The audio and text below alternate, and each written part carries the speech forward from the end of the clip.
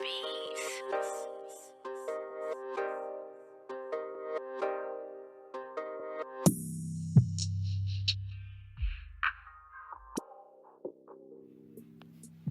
Yo, what's up, YouTube? This is your boy Junior, aka Smoking Guns, out here in Tucson, Arizona, representing the Ultimate Fight Club, giving you the latest content and boxing and MMA news that is out. So, tonight's video, we're going to be talking about today's fight, KELL BROOK versus Michael ZERAFA. Okay, KELL BROOK versus Michael ZERAFA.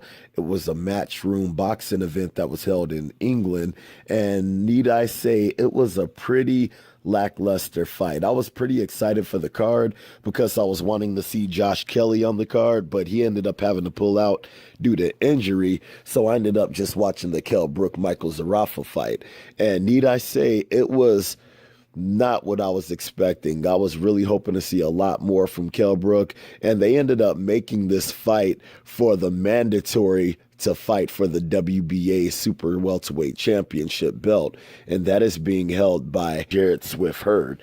Now, in this fight, it was a very lopsided fight. I mean, even going in from round one, it was pretty much KELL BROOK opening up with his jabs, opening up with his combinations, more like a filler round. And you could tell that Michael ZERAFA, he really didn't seem that confident in that first round because he was really letting KELL BROOK get off.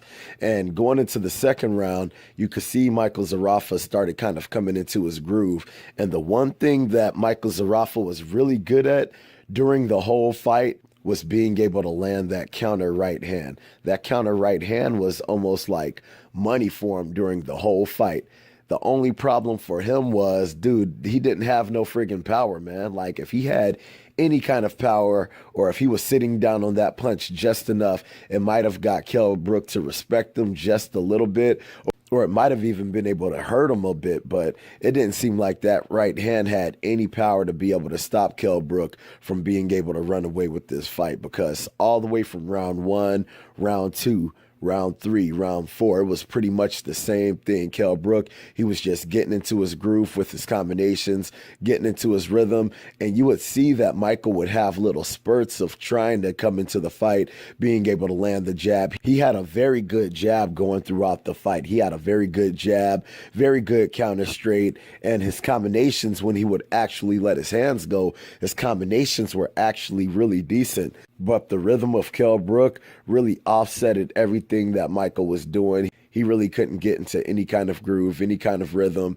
And KELL BROOK literally ran away with this fight, going all the way from round one to round 12. Now, going into round 9, you could see that KELL BROOK, I don't know if he was coming off the gas tank or if he was getting tired, but you could definitely see that Michael was having some really good spots in that round where he was letting KELL BROOK have it. And then going into round 10 and 11, it was pretty much the same deal. KELL BROOK, he was applying really good pressure with his jab, really good pressure with his combinations. And like I said, Michael ZERAFA, he wasn't no little hoe in there. I mean, the dude was having his little spurts. And like I said, the main thing that he was very good at doing was landing that counter right. He was landing the counter right over KELL BROOK's jab like money. But the only thing is, he wasn't really committed to it. If he was to sit down on that thing, I think he could have really did a lot of damage to KELL BROOK.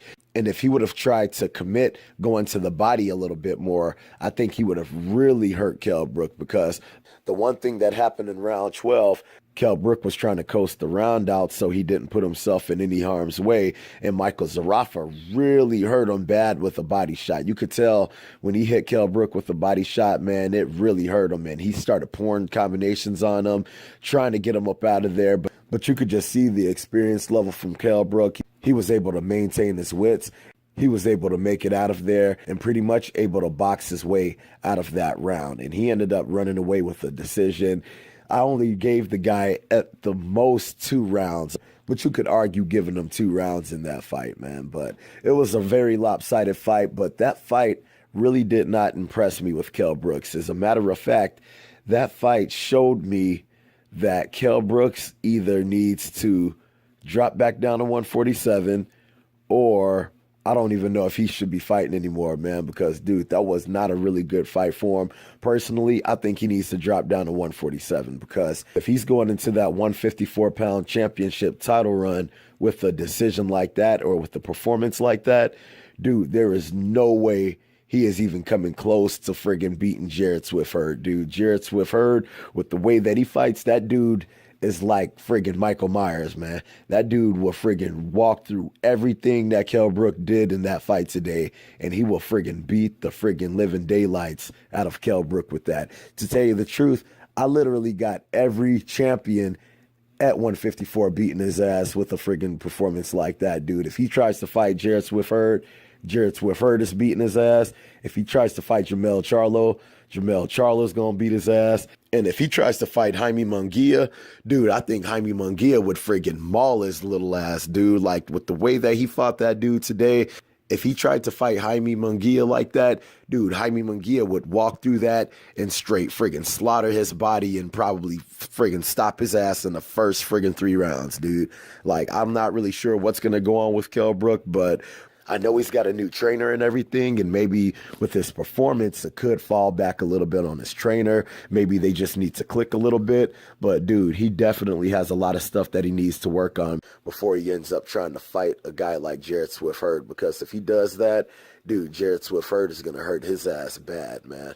But if you guys haven't seen the fight, I'm pretty sure you guys can check out the fight on YouTube, and you guys can just see it for yourself, okay? So I hope you guys like the video. If you guys like the video, make sure to hit the like button. If you're not subscribed to the channel, make sure you subscribe to the channel. And if you guys have any kind of questions, any kind of comments, make sure to hit me up in the comment section, and I'll be sure to hit you guys up, okay? So I hope you like the video. Holla at your boy.